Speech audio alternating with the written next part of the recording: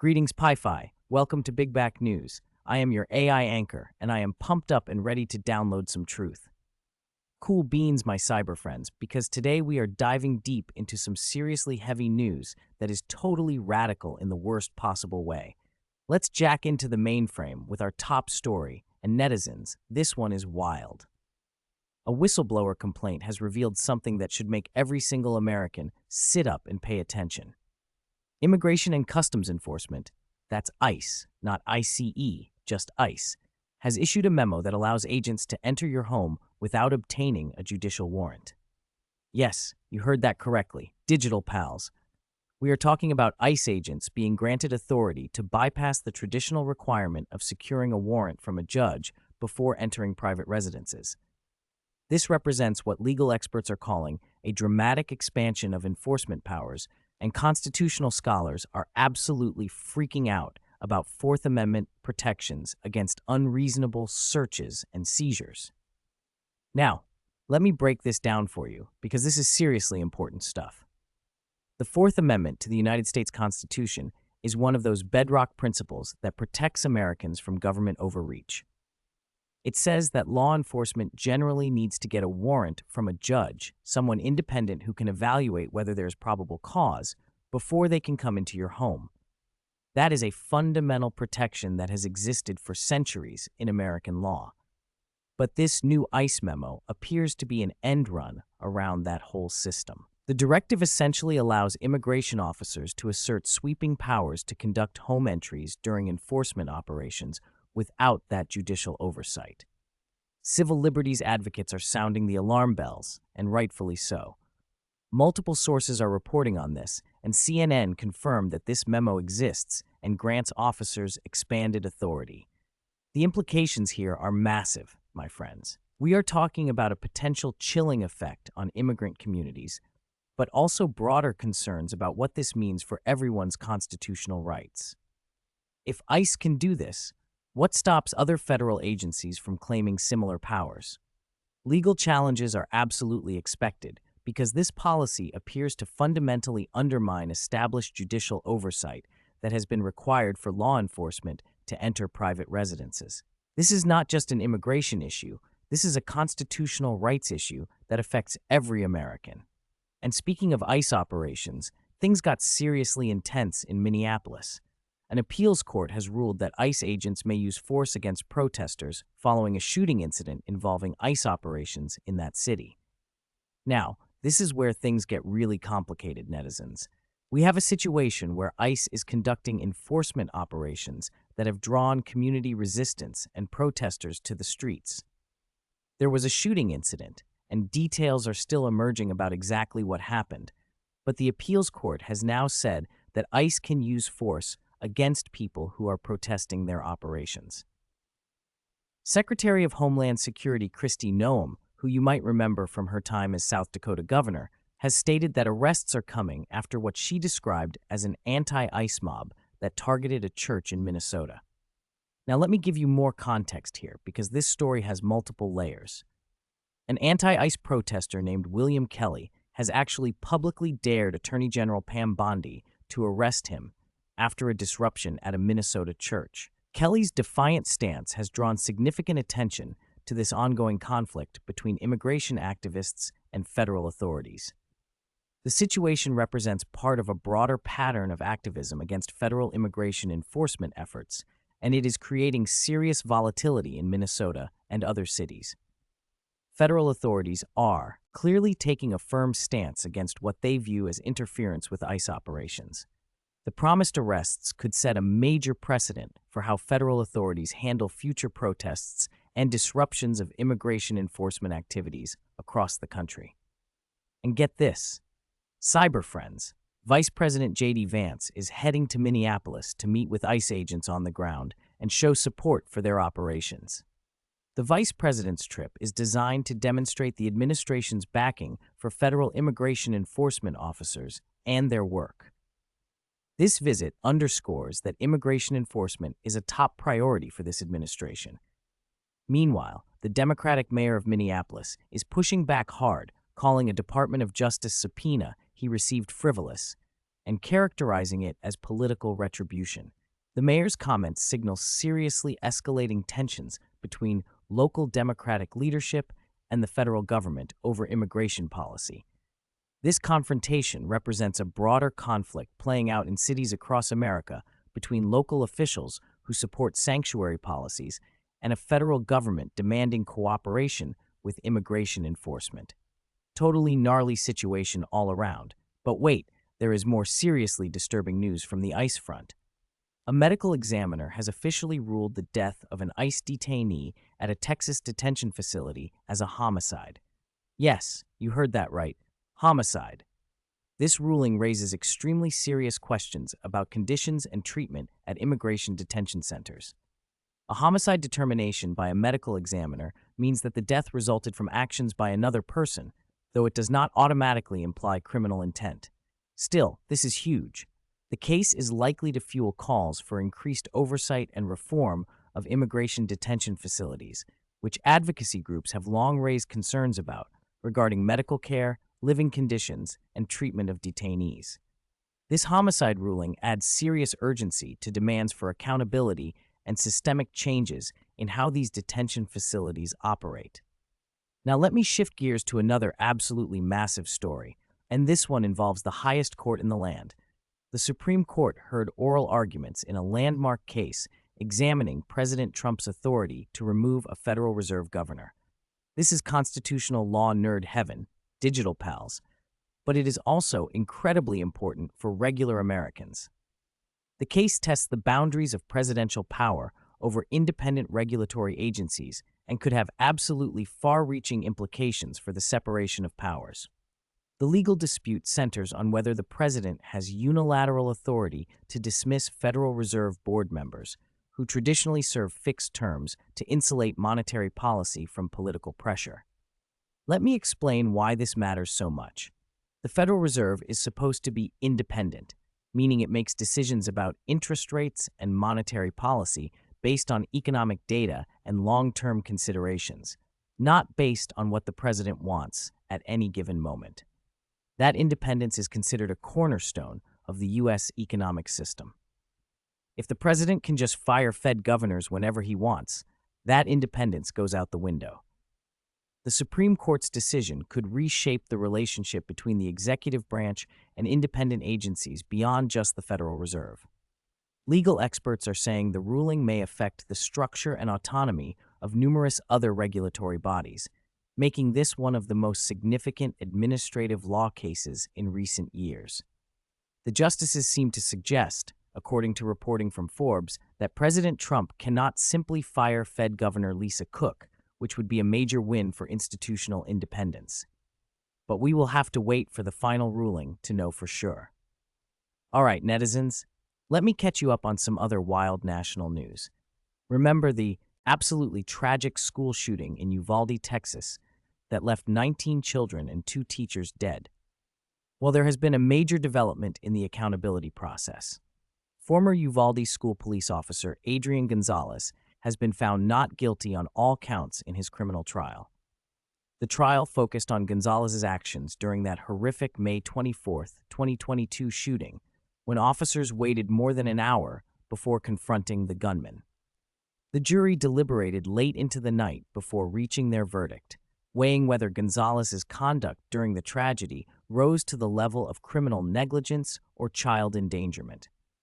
The acquittal is likely to be extremely controversial among victims' families and the Uvalde community, many of whom have demanded accountability for the failed police response. This case highlights the serious complexities of prosecuting law enforcement officers for their decisions during active shooter situations.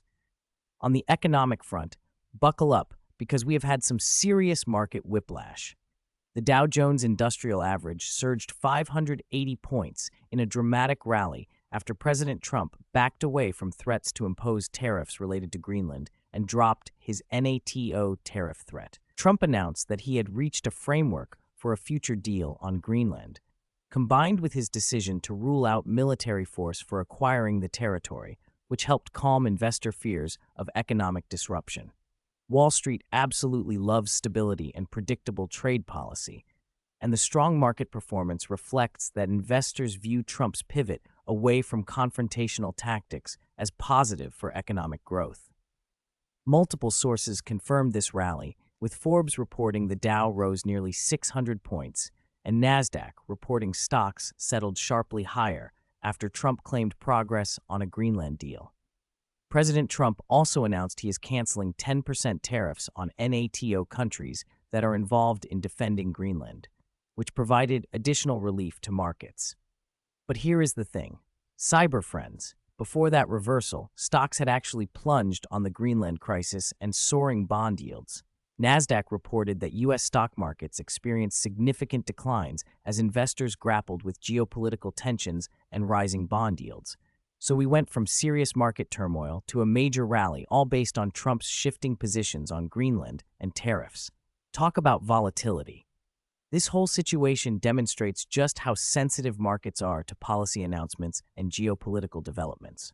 CNBC reported that Trump's latest tariffs U-turn is sparking a global market rally and even reviving talk of something called the taco trade among market participants. European stocks also rose after Trump's Greenland deal and tariffs retreat, with CNBC noting that the positive market response across European bourses underscores how significantly trade policy uncertainty has been weighing on investor sentiment. Speaking of international affairs, let me take you across the pond. European Union leaders are preparing to reassess their relationship with the United States, even after Trump's reversal on Greenland. Reuters reports that the move signals ongoing concerns in Europe about the unpredictability of U.S. foreign policy and its impact on transatlantic relations. The reassessment comes at a critical time for EU-U.S. relations, as European leaders seek to understand the implications of Trump's policy shifts. The BBC is reporting that U.S. allies will not forget this Greenland crisis, with European leaders signaling that it has created lasting diplomatic concerns. The controversy has generated significant unease about U.S. intentions and reliability as a partner in international affairs. Meanwhile, NATO Secretary General Mark Rutte revealed in an exclusive to Reuters that a new pact with Trump includes urgent calls for allies to accelerate their efforts on Arctic security. The agreement emphasizes the strategic importance of the Arctic region amid growing geopolitical tensions.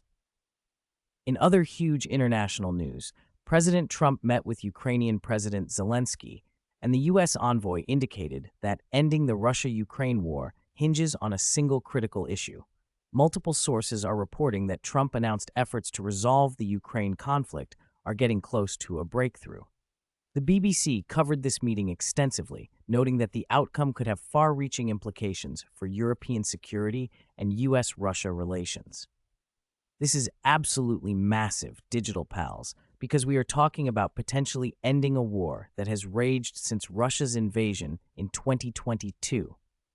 Now let me hit you with some more international headlines that are seriously important. In South Korea, not North Korea, but South Korea, the former president has been sentenced to 23 years in prison in connection with his controversial declaration of martial law. CNN reported this, and it is one of the most significant political prosecutions in that country's recent history. The case centered on the former leader's decision to impose martial law under questionable circumstances, which critics argued was an attempt to suppress political opposition. The lengthy prison sentence sends a strong message about accountability for leaders who violate democratic norms. Over in Iran, we have some absolutely grim news. Al Jazeera is reporting that at least 3,117 people were killed during protests in Iran, according to state media reports. This represents one of the deadliest periods of civil unrest in Iran's recent history. The protests have been met with severe government crackdown, and this admission by state media is notable given Iran's typical reluctance to publicize casualty figures from domestic unrest. Associated Press also reported that Iran offered its first government-issued death toll from the protest crackdown, though it was far lower than what activists have been reporting. The discrepancy highlights ongoing disputes over the human cost of Iran's response to domestic dissent. In Japan, there was a major setback for nuclear energy. The BBC reports that Japan suspended the world's largest nuclear power plant just hours after it was restarted. The abrupt halt came after technical issues or safety concerns were identified. This incident highlights the ongoing challenges Japan faces in its nuclear energy program following the 2011 Fukushima disaster. And in some absolutely fascinating archaeology news, scientists have discovered that handprints found in Indonesian caves represent the oldest known cave art created by humans. Both AP News and Al Jazeera reported on this discovery from Indonesia's Muna Island. The finding provides new insights into early human culture and cognitive development, pushing back the timeline of artistic expression. The handprints, dated using advanced scientific techniques, predate previously known examples of cave art from other parts of the world. This demonstrates that sophisticated artistic behavior emerged earlier and more widely distributed across human populations than previously understood. How cool is that, netizens? Let me give you some quick tech updates because artificial intelligence is absolutely everywhere right now. Apple is reportedly working on an AI wearable that is AirTag-sized, according to The Verge. This marks the tech giant's continued push into AI-powered hardware beyond smartphones. TechCrunch is also reporting that Apple plans to make Siri an AI chatbot, transforming the voice assistant into something that can compete with ChatGPT. This represents a major overhaul for Siri, which has faced criticism for falling behind competitors. CNET noted that the rumors about Siri being reinvented as a ChatGPT rival are getting a lot louder. Meanwhile, Anthropic has released an updated constitution for its Claude AI assistant that emphasizes being helpful and honest while explicitly prohibiting actions that could harm humanity. The Verge and TechCrunch both covered this, with TechCrunch noting that Anthropic even hinted at chatbot consciousness in their announcement.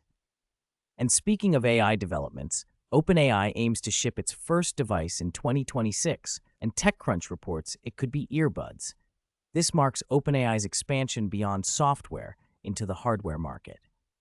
All right, my digital pals, let me bring you some local New York City news to wrap things up. The long-awaited Penn Station redevelopment project has been narrowed down to 3 finalist proposals, each presenting different approaches to renovating the busy transit hub. Gothamist reports that these competing visions differ on how to handle Madison Square Garden, which sits above the station. This is huge for anyone who commutes through Penn Station, which is hundreds of thousands of people daily. Speaking of transit, commuters using the Rockaway Park subway station are dealing with a platform that Gothamist describes as being in shambles.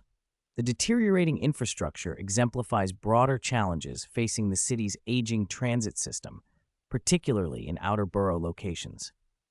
And if you are planning your weekend, you better prepare for some serious winter weather. The latest forecast from Gothamist shows the NYC area could see up to 1 foot of snow this weekend.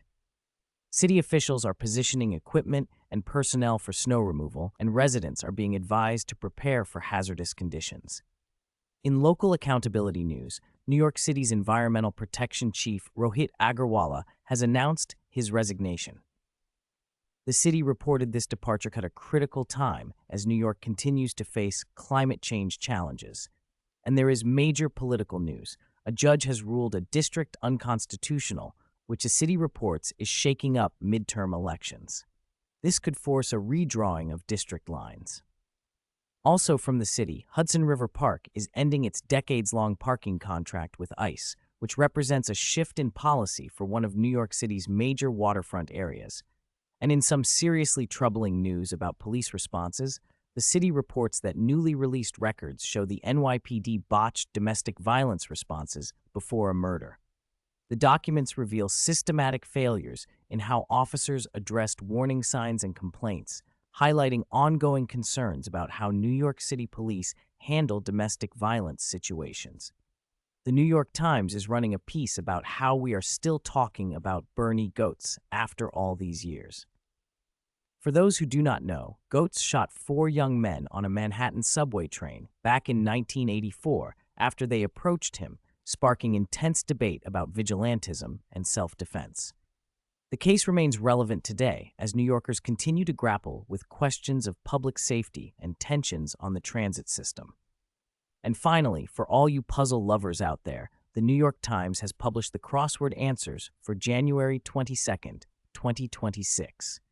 The daily crossword remains a cherished ritual for many New York City residents. So there you have it, cyber friends. From constitutional crises over warrantless home entries to Supreme Court battles over Fed independence, from international conflicts potentially nearing resolution to AI taking over everything from music to chatbots, and from market whiplash to local transit troubles right here in the Big Apple, we have covered it all. That's the news for today. Don't forget to bookmark reality. This is Big Back News. Logging off. Free Sully, and catch you on the flip side.